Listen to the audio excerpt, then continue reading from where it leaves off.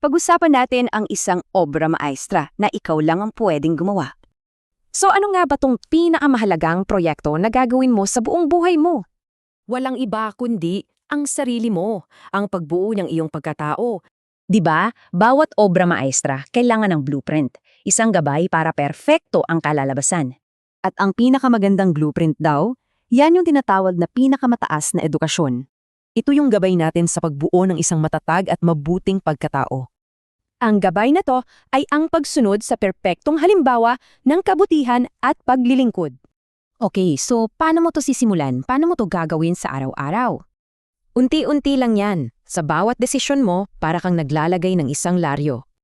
Araw-araw, mamimili ka, susundin ba ang bugso ng damdamin o ang gabay sa tama? Kaya paalala, huwag padalos-dalos. Hindi pwedeng maging kampante kahit saglit. Pero teka, hindi ito madali ha? Ito ay isang panghabang buhay na paglalakbay.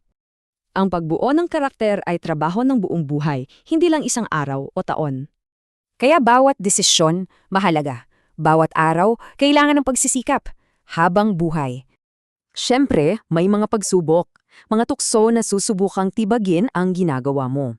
Pero alam mo, sa bawat paglaban mo, lalong tumitibay ang obra maestra mo. So, para saan ang lahat na to? Anong premyo sa dulo?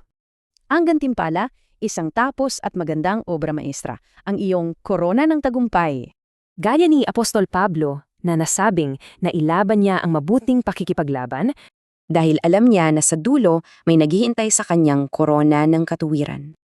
Kaya ang tanong, anong laryo ang idadagdag mo sa obra maestra mo ngayon?